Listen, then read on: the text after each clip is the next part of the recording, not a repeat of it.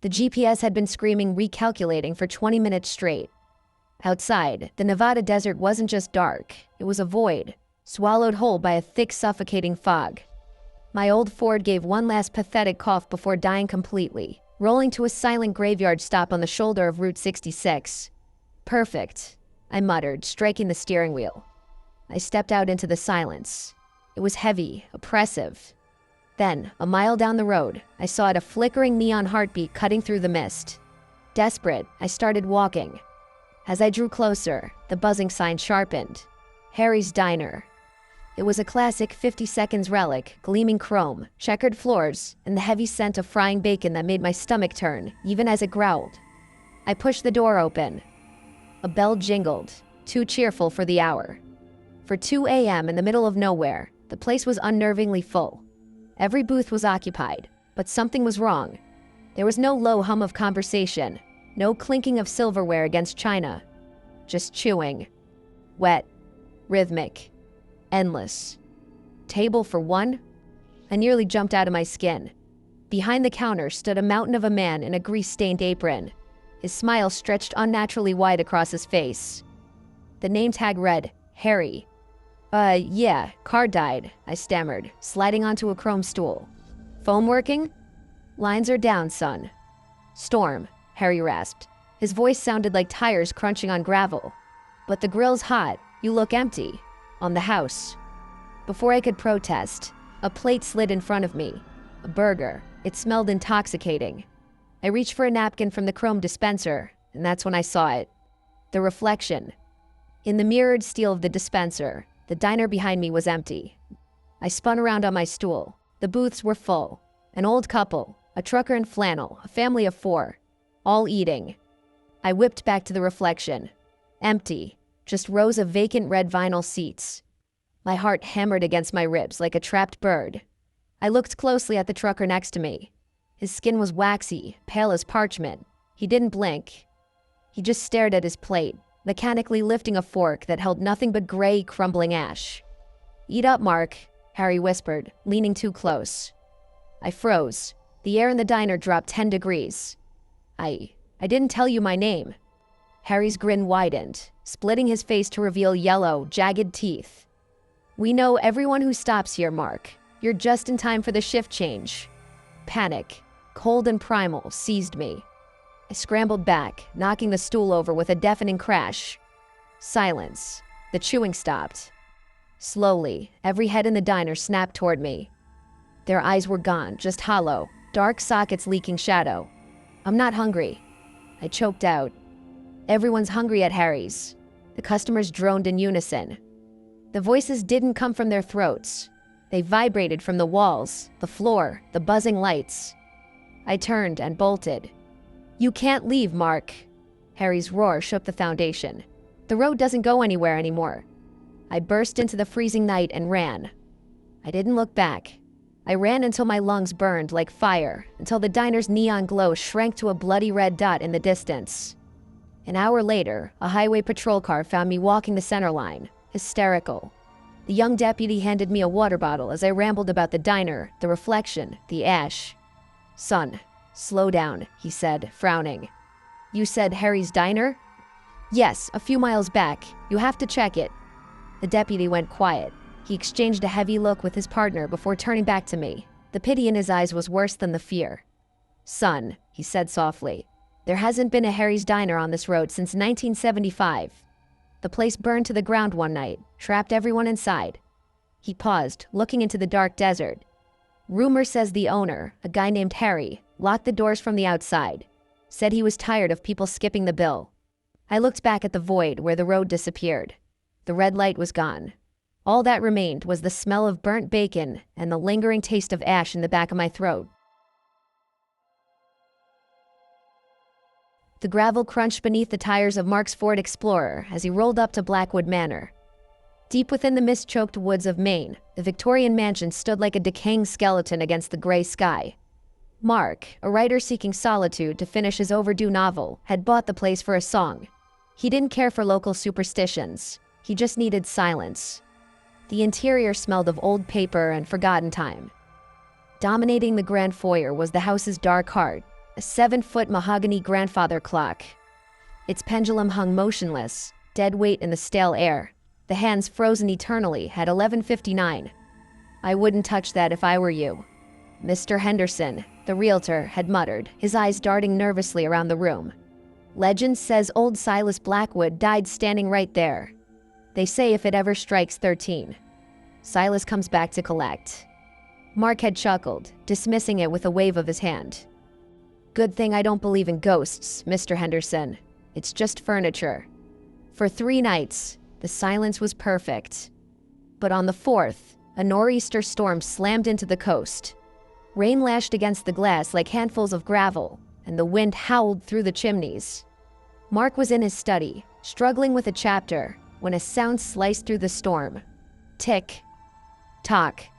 Mark's fingers froze over his keyboard. The sound was heavy, deliberate. He grabbed a flashlight, his beam cutting through the gloom as he stepped into the hallway. The clock was alive. The pendulum swung with a rhythmic, hypnotic thud, defying 50 years of decay. Mark glanced at his watch. The glowing digits read 11:58 p.m. "Just vibrations from the thunder," he whispered, his voice trembling. He tried to look away, but he couldn't. He watched, paralyzed, as the minute hand clicked into place. Midnight. The gears inside groaned, a sound like grinding bones. Then, the first chime struck. Bong. It wasn't just a sound. It was a shockwave that rattled his teeth. Bong, 2. Bong, 3. Mark counted, his breath hitching. The air in the foyer plummeted, turning freezing cold. Frost began to crawl across the grandfather clock's glass face. Bong. 12. "Stop," Mark pleaded into the darkness. "Please, stop." But the machinery gave one final, impossible lurch. Bong. 13. Silence crashed back into the room, heavier than before. But the foyer was no longer empty. The shadows near the kitchen elongated, twisting into a shape. A tall, gaunt figure emerged from the gloom, dressed in a rot-eaten suit from a century ago. Its eyes burned with a cold, spectral blue fire. "Silas." "Time is up," a voice echoed, not in the room, but directly inside Mark's skull. Terror, raw and primal, finally broke Mark's paralysis. He didn't think, he ran. He scrambled for the heavy oak door, fumbling with the deadbolt as the floorboards behind him groaned under a spectral weight. The temperature dropped so low it burned his skin. With a scream, Mark threw the door open and stumbled out into the raging storm. He dove into his car, tires spinning frantically in the mud before gripping the asphalt. He sped away, leaving the manor disappearing into the rearview mirror. Mark never returned. He paid movers to retrieve his things and sold the house at a loss. Today, Blackwood Manor stands rotting in the woods. But the locals in Maine will tell you if you kill your engine near the driveway on a stormy night, you can still hear it. Tick, tock, 13. The flight to Anchorage was a blur of gray, but the drive up the Dalton Highway to Coldfoot, Alaska, was a descent into a white, frozen hell. Ethan, a structural engineer from New York City, was used to the noise of the subway and the chaos of Times Square. He wasn't ready for this. He had been hired to inspect the structural integrity of a decommissioned pipeline station, a high-paying job, but the cost was 2 weeks of total isolation. The company cabin stood like a wooden tombstone in a graveyard of snow. Inside, it smelled of pine resin and abandonment. The caretaker, a weathered local named Miller who looked like he was carved out of granite, tossed him the keys. "Don't mind the groans," Miller rasped, his breath clouding in the biting air. "Old wood hates the cold. And try to sleep. Out here, the silence, it gets loud." Ethan chuckled, dismissing the superstition. He was a man of steel and physics, not ghosts. But that first night, the silence wasn't just loud, it was oppressive. It pressed against his eardrums. He tossed, turned, and fought the jet lag, staring into the darkness. Then, he heard it. Scritch, scritch, scritch. A soft, rhythmic dragging across the floorboards. Ethan bolted upright, his heart hammering against his ribs. "Is anyone there?" he shouted. His voice cracked. No answer, just the wind howling like a wounded animal outside. He checked every lock, every latch. Nothing.